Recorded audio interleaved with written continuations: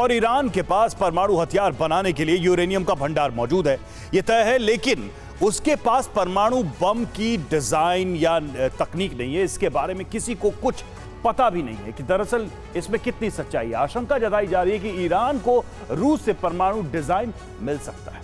Ukraine पर रूस के हमले के बाद रूस और ईरान की दोस्ती बढ़ी है। दोनों का साझा दुश्मन अमेरिका है, जो हमास के खिलाफ जंग में खुलकर इजरायल के साथ खड़ा है। अमेरिका, रूस और ईरान इजरायल की दोस्ती का यही समीकरण मिडिल ईस्ट में परमाणु युद्ध का संकट कैसे बन गया है, देखिए रिपोर्ट।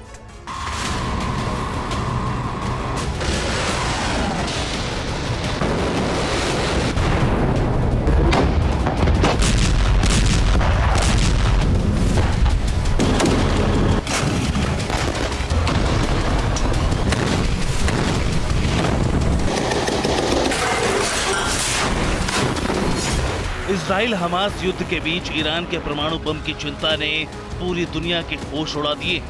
फिलिस्तीन और इजराइल की 8 दशक पुरानी लड़ाई मिडिल ईस्ट में परमाणु युद्ध की दहलीज तक पहुंच गई।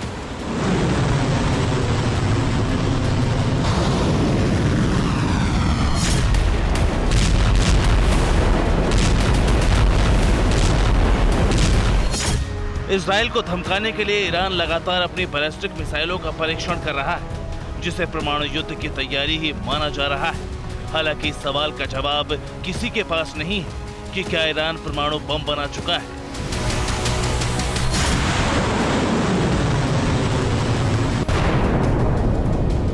ईरान के परमाणु बम को लेकर दुविधा की वजह भी जान लीजिए। एटम बम बनाने के लिए 2 चीजों की जरूरत होती है।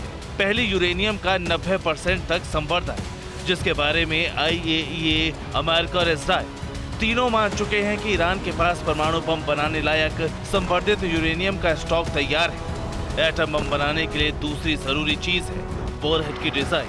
अब तक CIA, मोसाद या दुनिया की किसी खुफिया एजेंसी के पास ऐसी कोई रिपोर्ट नहीं है कि ईरान के पास न्यूक्लियर वॉरहेड की डिजाइन मौजूद है।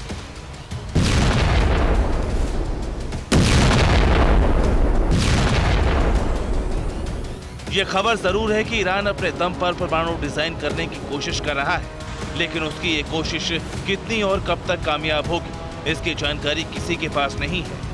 अब अगर परमाणु बम का डिजाइन ही नहीं, तो फिर ईरान की परमाणु बम की आशंका क्यों जताई जा रही है?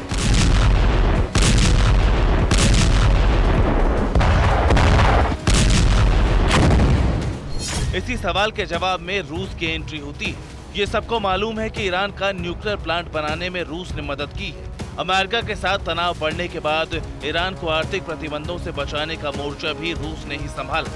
बदले में ईरान ने यूक्रेन युद्ध में रूस को ड्रोन और मिसाइलों की सप्लाई शुरू की।